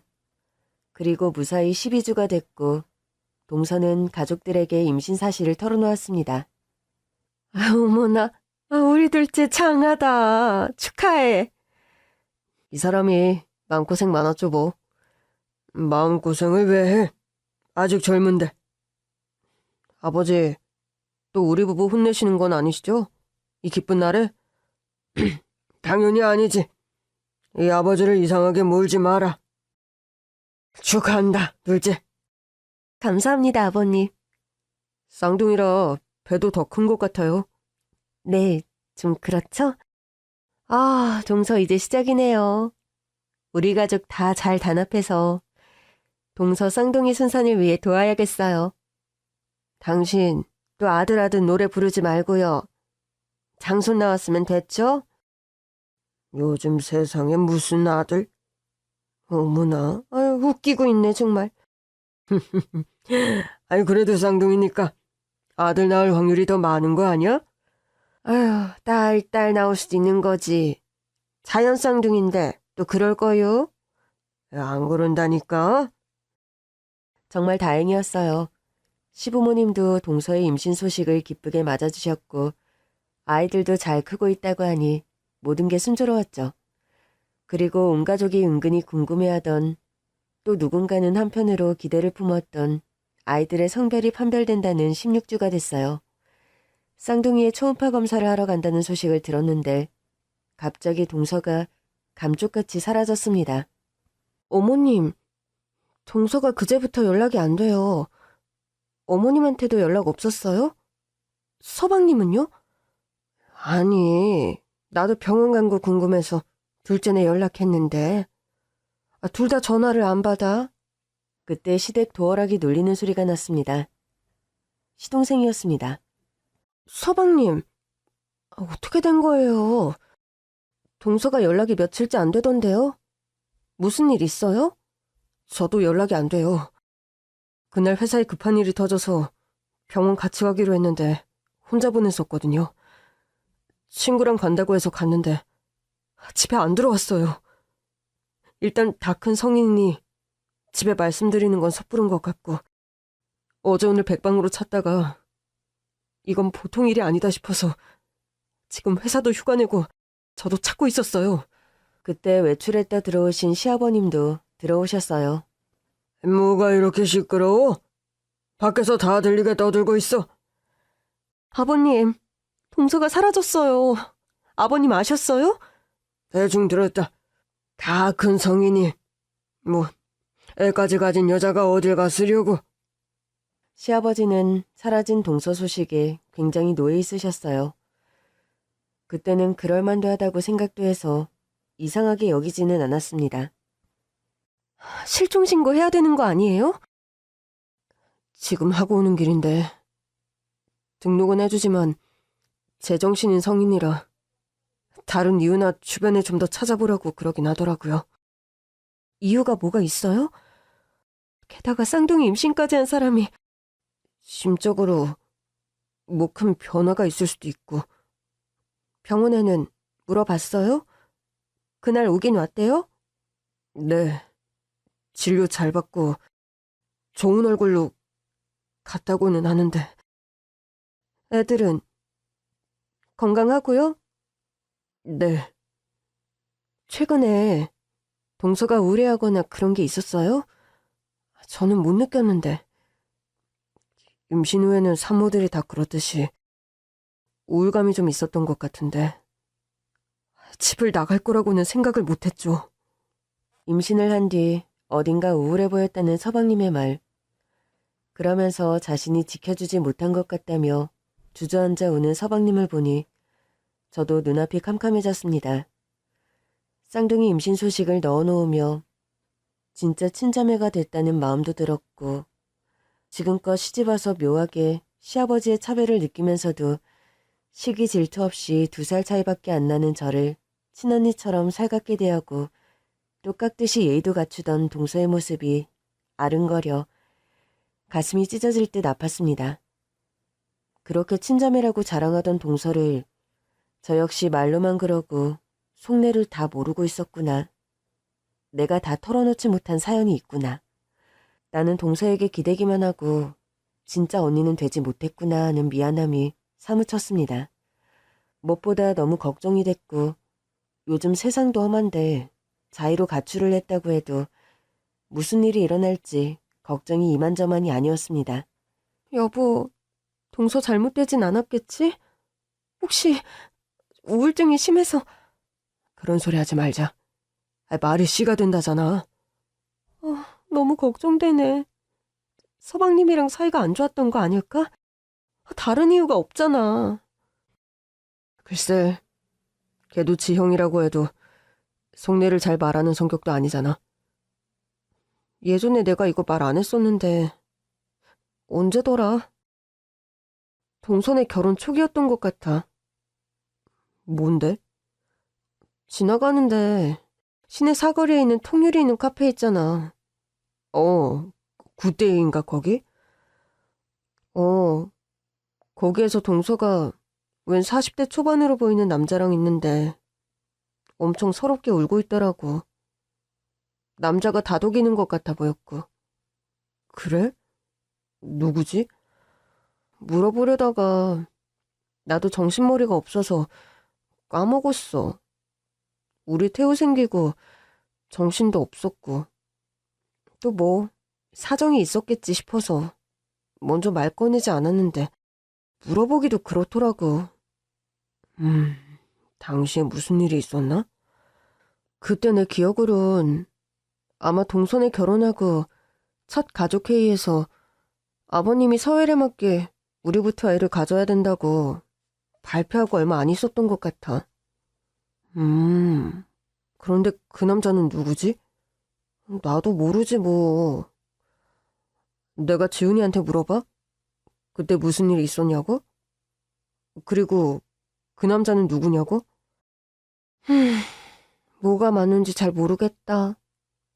아니 뭐가 됐든 재수 씨는 한 달이 건너고 나한테는 내 동생 일인데 솔직히 말하는 게 맞는 것 같다 나는. 그래. 다음날 저희는 시동생에게 찾아가 당시 제가 보았던 광경을 설명했어요. 40대 초반의 남자요? 네.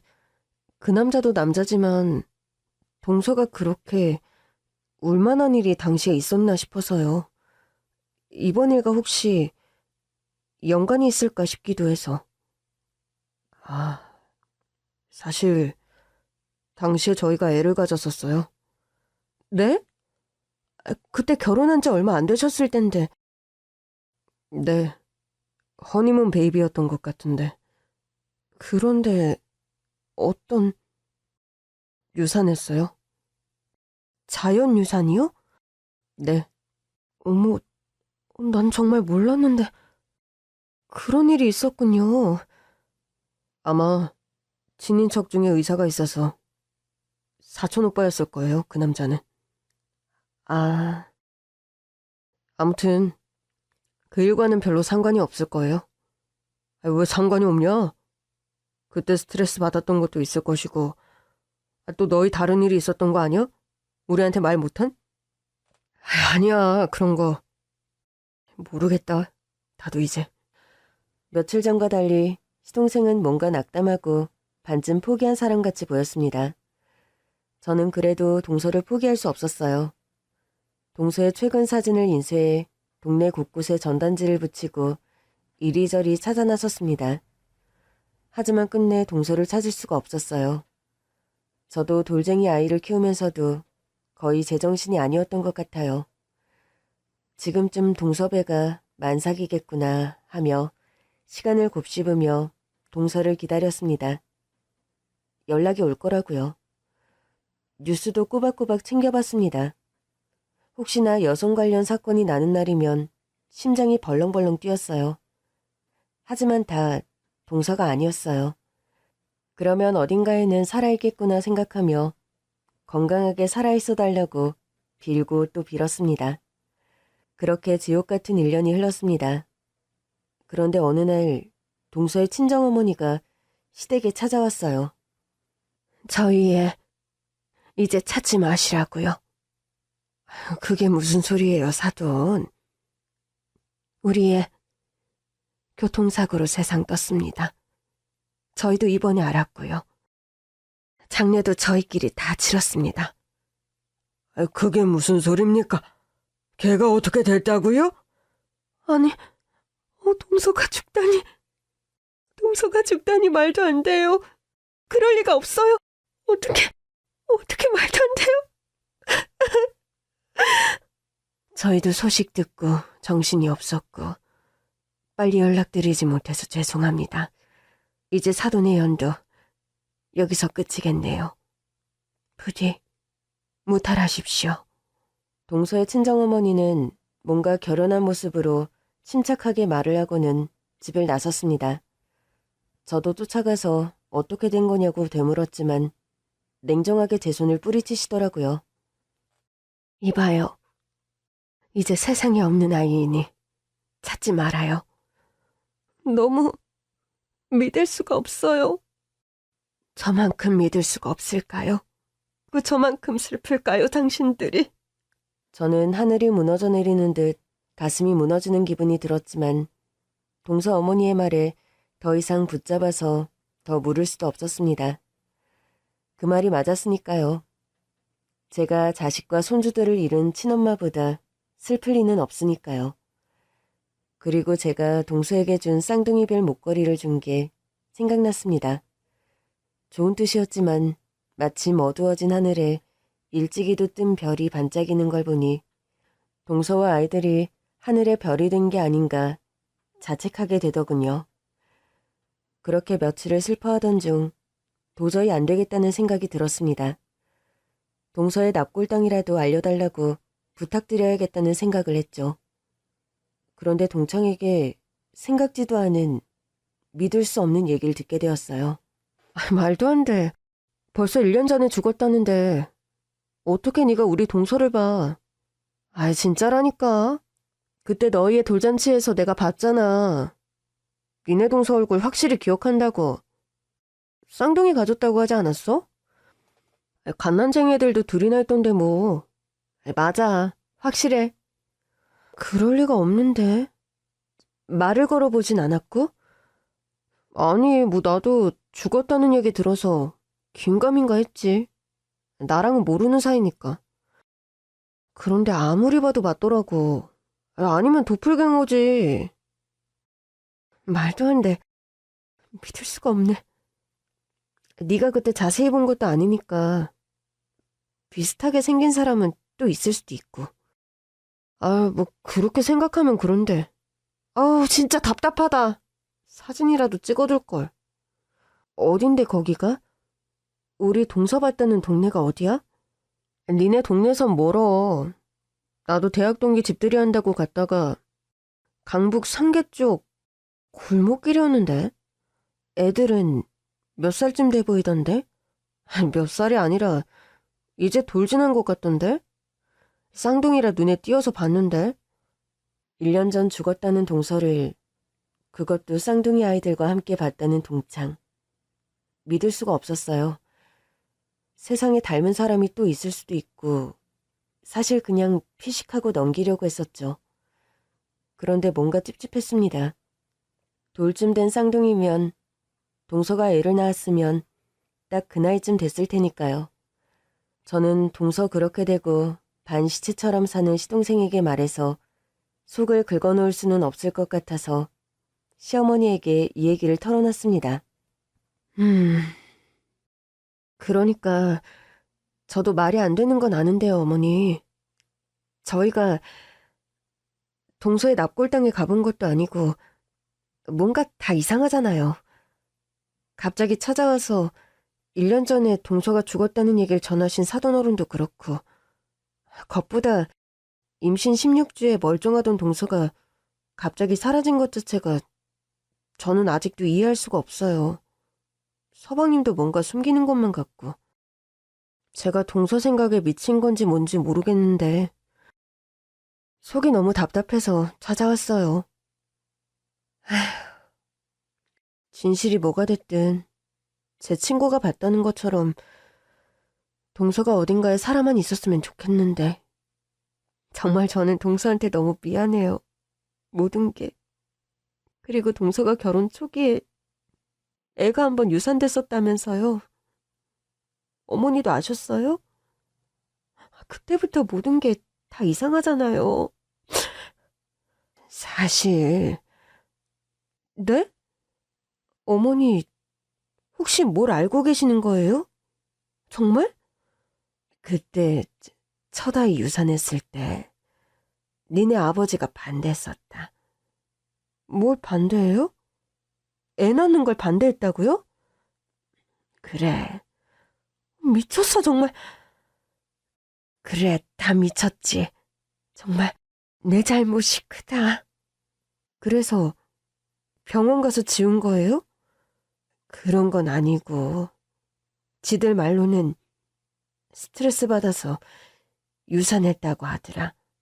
자연유산. 그때 일로 충격이 컸던 모양이고.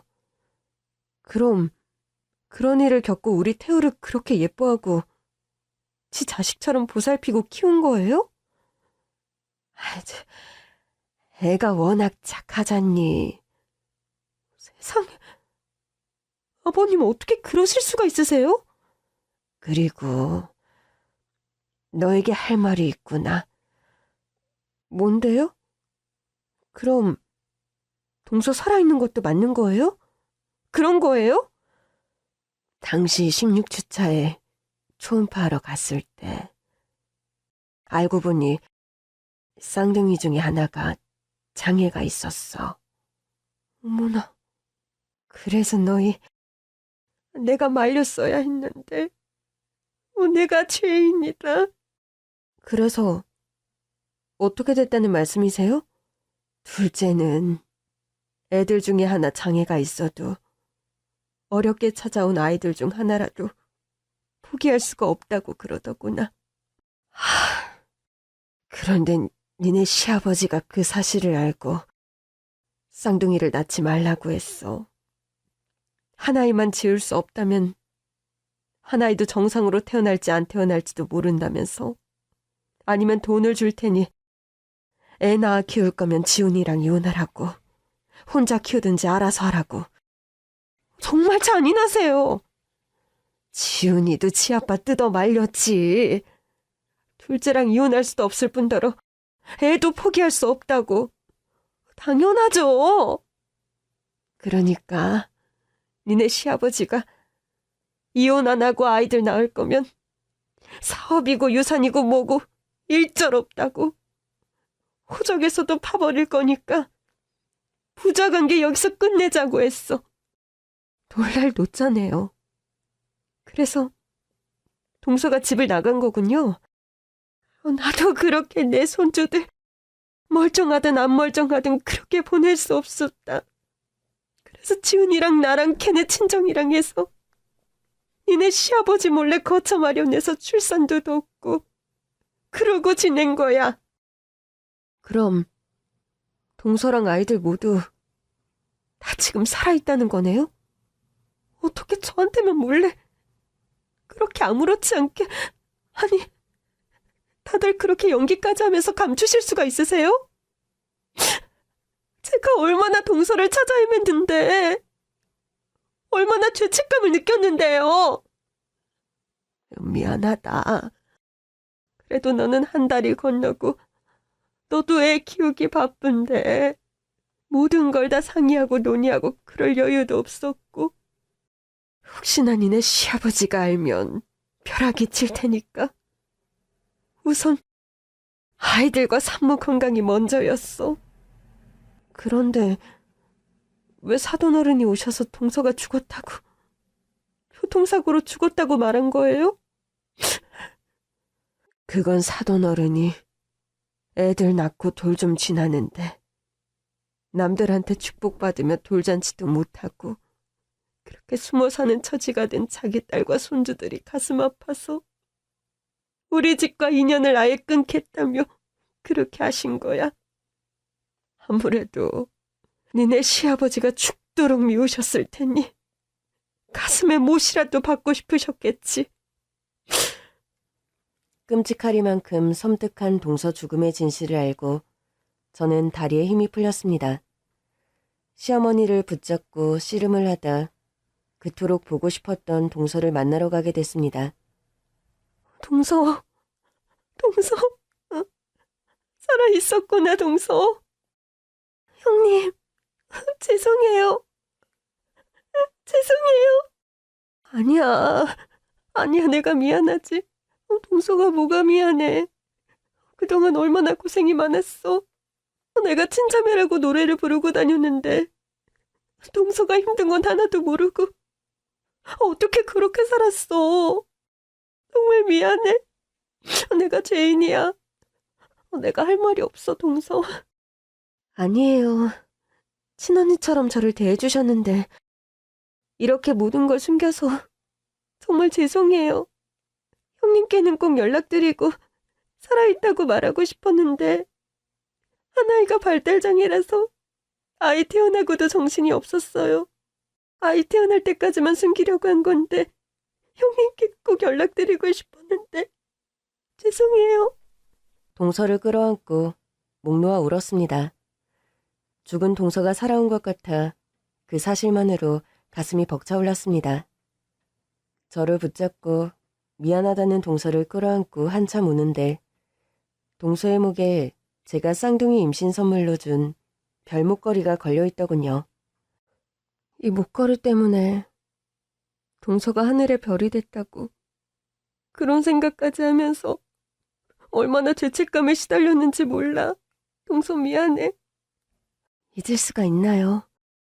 출산 때도 쉽지 않았는데 그때마다 형님이 준 이 목걸이 꼭 잡고 견뎠어요. 형님 때문이에요. 형님 때문에 애들 낳고 이만큼 키울 수 있었어요. 말도 안 돼. 동서 정말 대단하다. 정말 대단해, 동서. 동서의 쌍둥이 아이들은 상황도 모른 채 해맑게 웃고 있었습니다. 한 아이는 염려했던 것보다는 건강하게 태어났지만 발달장애여서 치료를 받고 있다고 했고 다른 아이는 정말 건강했고요. 남녀 쌍둥이였어요. 너무 예쁘더군요. 정말 별처럼 반짝반짝 예쁜 아이들이었습니다.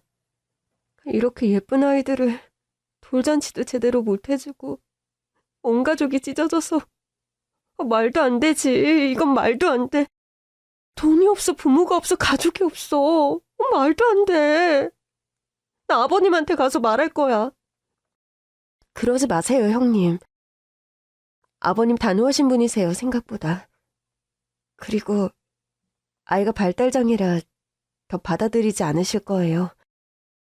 그리고 저는 저희 아이들에게까지 제가 받은 상처 물려주고 싶지 않아요. 그래도 이건 아니잖아. 막상 보시면 마음이 풀어주실 수도 있고. 아니, 푸는 게 문제가 아니라 사과하셔야 돼, 제대로.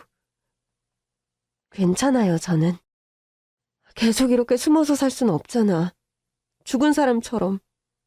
서방님이랑 사이는 괜찮은 거지? 네.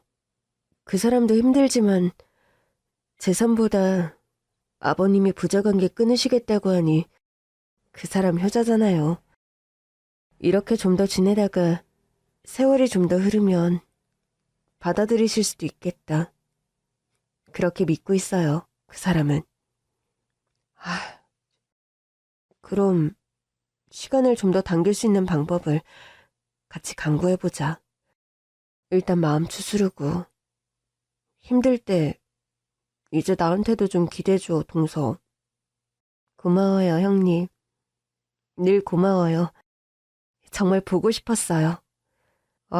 나는 내가 죽다 살아난 기분이야.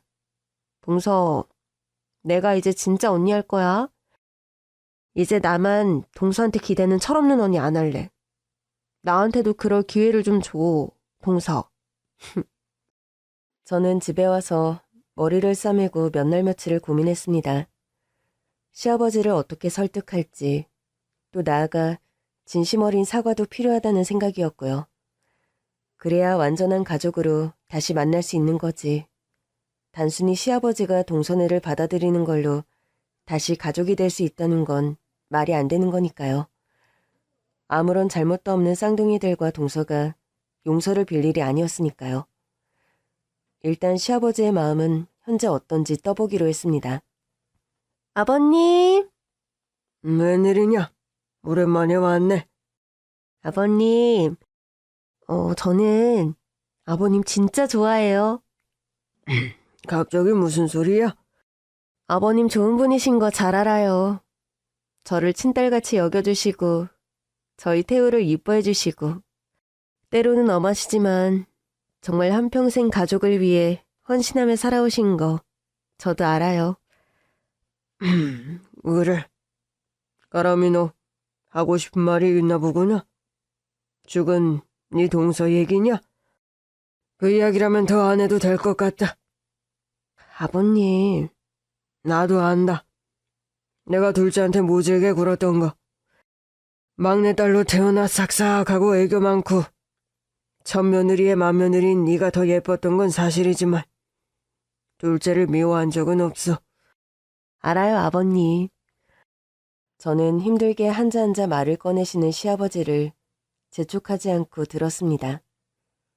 그런데 내 욕심이었다. 어릴 때 못 먹어서 우리 형제들 먼저 먹이느라 하도 굶어서 형님이 거의 아사한 거나 다름없지.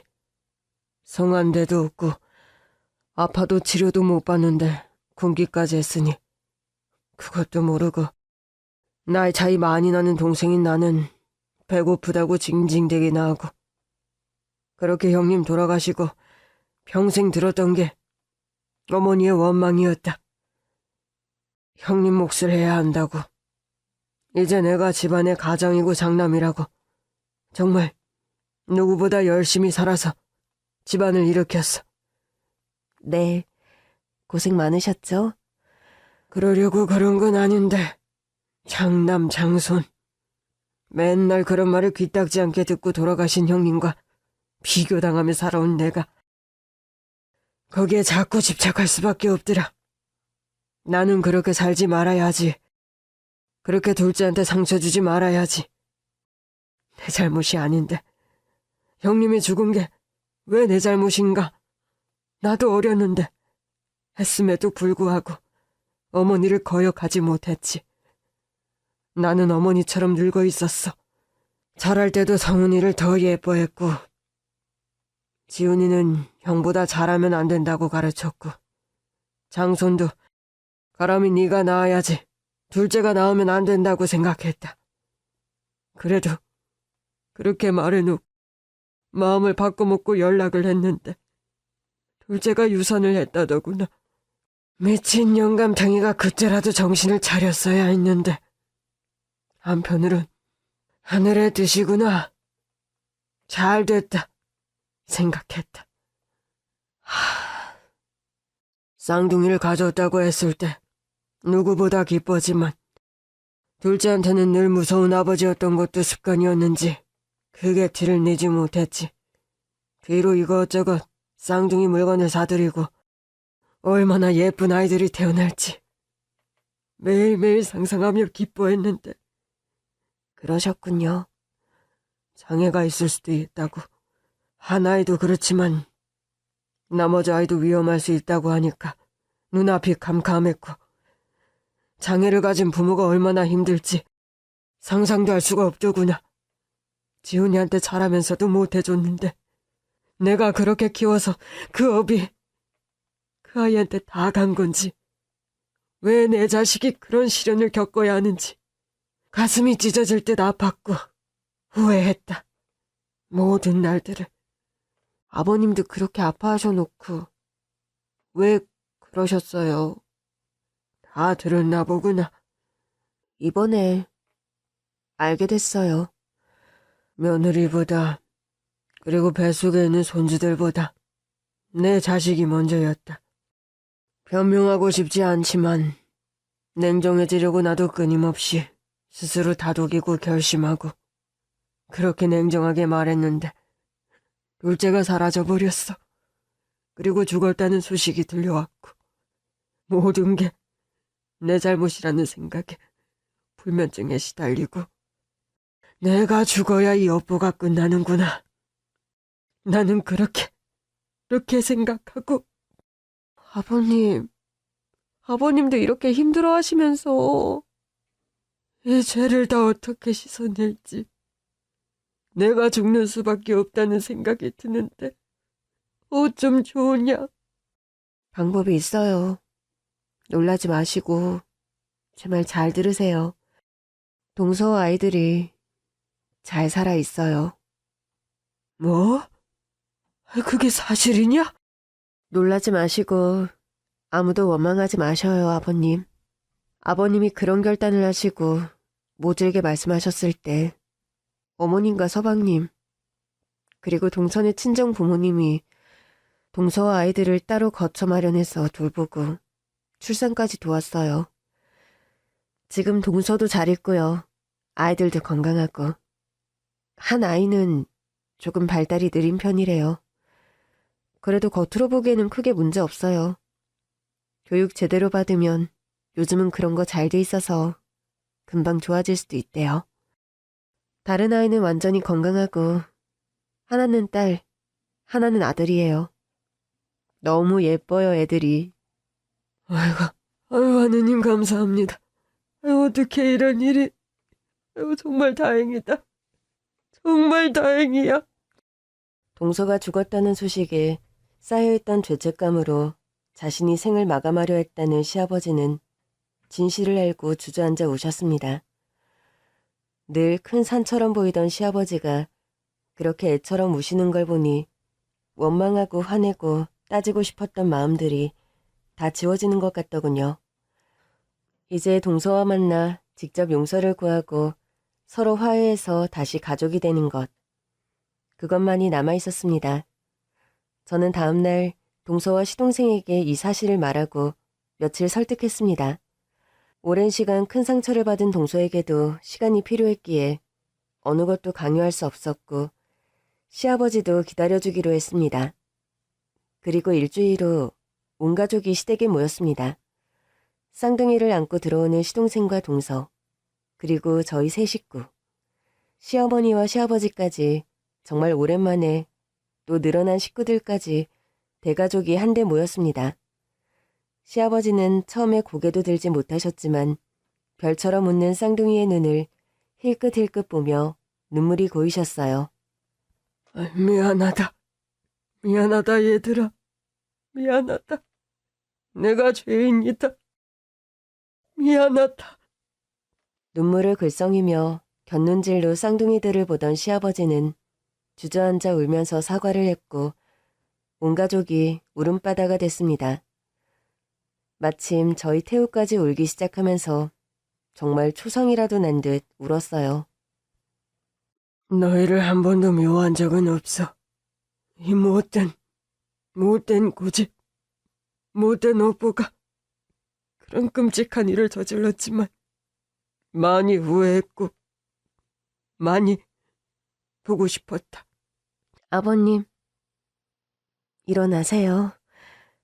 저희도 끝까지 아버님을 설득하고 마음을 헤아렸어야 했는데 이렇게 거짓말까지 해서 아버님 마음에 상처를 드려서 정말 죄송해요. 아버지, 일어나세요. 저희도 죄 지었어요. 부모 가슴에 못 박고 저희만 생각했어요. 우리 쌍둥이들 많이 컸구나.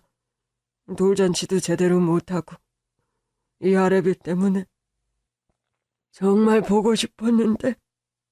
니네 아버지가 서재방에 쌍둥이 물건을 그렇게 많이 재워놨더구나. 인생에 큰 교훈을 얻었으니 우리 가족 이제 다시는 헤어지지 말고 애들 잘 키우고 건강하게 우리 잘 살면 되잖아. 그치? 모두 우리 용서하자꾸나. 여자아이가 조금 발달장애가 있지만 많이 좋아졌고 겉으론 거의 티가 안 날 정도로 회복되고 있어요. 아버님, 너무 걱정하지 않으셔도 되세요. 아무려 못해. 아이 할아버가 주인이지. 아유, 너무 이쁘구나. 우리 지훈이 어릴 때랑 쭉 닮았어. 에이, 제가 훨씬 낫죠, 아버지. 그렇긴 해. 지훈이는 어디 데려가면 외국애라고 그랬어. 어머, 어머님, 우리 애들도 그래요. 눈이 별같이 예쁘다고. 다 예쁘다. 다 예뻐. 아유, 우리 새끼들 다 예쁘지. 저희는 이제 진짜 가족이 됐습니다. 누구나 지우고 싶은 상처가 있죠. 그런데 그 상처를 답습하며 못난 모습으로 변질되기도 합니다. 지워야 할 것을 지우지 못하고 과거에 갇혀서 그 상처 그대로 곪아버리는 거죠. 그게 가장 가까운 사람인 가족에게 받은 상처일 땐 더 아픕니다. 상처를 준지도 받은지도 모른 채 당연하게 여기기까지 하니까요. 철없는 아들 부잣집 막내딸로 태어난 저 역시 남의 상처에 둔감했는지 모르겠습니다. 여러분, 가족이 힘들 때 보내는 신호를 지나치지 말아주세요. 충고랍시고 너는 약해서 그래. 사람 사는 거 다 힘들어. 이런 말도 하지 말아주세요. 이건 저한테 하는 말이기도 합니다. 저희 가족은 지금 경기도 외곽으로 이사해서 전 가족이 함께 살고 있습니다. 서로에게 상처 주었던 시간들을 갚으며 더 아껴주고 더 사랑하고 더 믿어주고 그렇게 살고 있어요. 요즘 정말 행복합니다. 여러분도 가장 가까이 있는 사람들을 소중히 대해주세요. 마음껏 표현하고 사랑하세요.